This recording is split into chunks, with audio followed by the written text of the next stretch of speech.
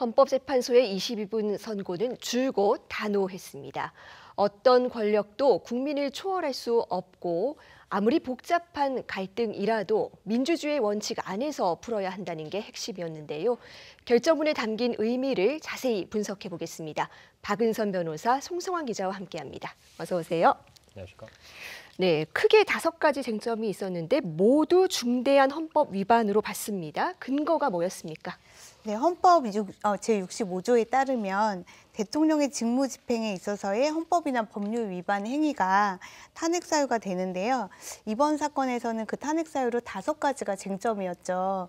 사실 이 5가지 중에 한 가지만 인용이 되어도 인정이 되어도 탄핵 사유가 있는 것이 되는데 이번에 헌법재판소는 전부를 탄핵 사유로 인정했습니다. 하나씩 살펴보면요. 먼저 계엄 선포에 대해서는 국회 여당의 횡포로 우리나라가 전시 상황에 준하는 그런 국가 비상 상태이냐 이 부분에 대해서 헌재는 이제 전혀 인정하지 않았고요. 그리고 부정선거 의혹이 있다는 것만으로 위기 상황을 인정할 수 없다 이렇게 보았고 또 국민을 계몽시키기 위한 그런 경고성 계엄이었다 이런 말이 있었잖아요. 그런 주장을 했는데 경고성 계엄 호소형 계엄 이런 것은 계엄 선포의 목적 자체가 아니다. 그리고 경고도 아니었다. 실제로 병력이 투입되었다. 이렇게 판단을 했습니다. 두 번째로 국회에 대한 군경 투입에 대해서는 윤 대통령이 문을 부수고 들어가서 안에 있는 요원을 빼내려고 한 것인지 인원을 빼내려고 한 것인지 이런 이제 주장에 또 대립되기도 하였는데 인원들을 끄집어내려고 하였다. 이렇게 사실관계에 대해서 완전히 결정문에 이례적으로 적시까지 다 하였고요.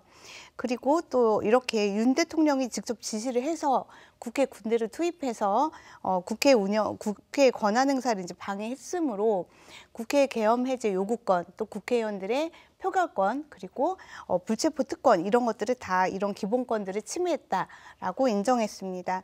그리고 나아가서 국회를 봉쇄하기 위해 군인들이 원치 않게 시민들과 대립하게 하지 않았느냐. 이것은 이제 국군의 정치적 중립성을 침해한 것이고 그리고 대통령의 헌법상 의무인 국군 통수 의무도 위반했다 이렇게 판단했습니다. 그리고 세 번째로 정치활동 금지 등등이 담긴 포고령의 선포, 포고령의 발령과 관련해서는 국민의 정치적 기본권, 단체행동권 이런 등등의 기본권을 침해했다고 보았고 대통령이 국회의 권한을 침해하는 것은 대의민주주의, 권력분리 원칙과 같은 헌법 원칙을 위반한 것이다 라고 보았습니다. 그리고 네 번째, 중앙선관위에 대한 압수수색은 영장주의 위반과 선관위의 독립성 침해라고 판단했고요.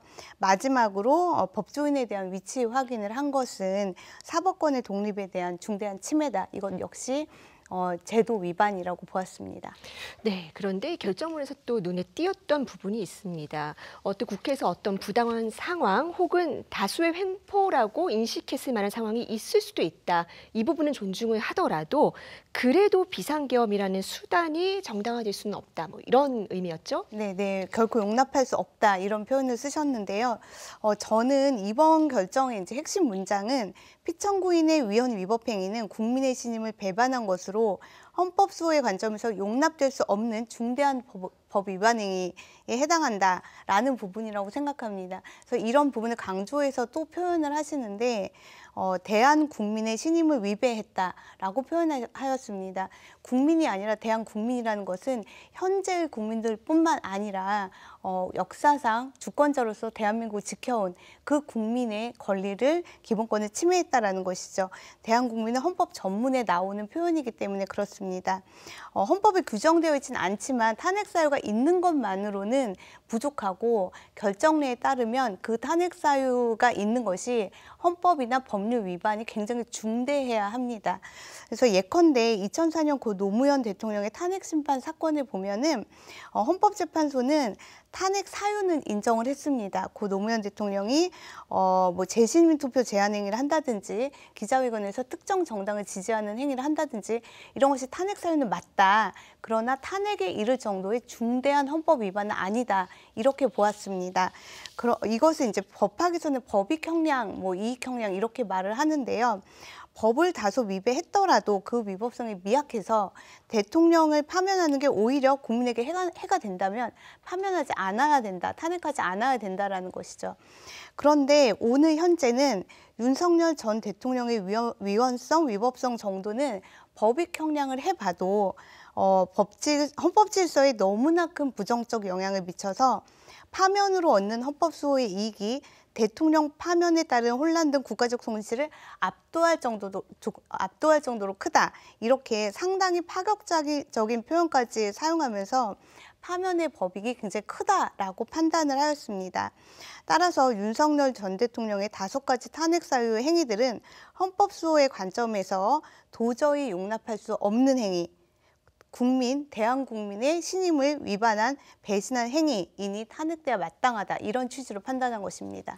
네, 이번 선고는 여러 가지 의미에서 중요한 역사적 자료로 남을 것 같은데요.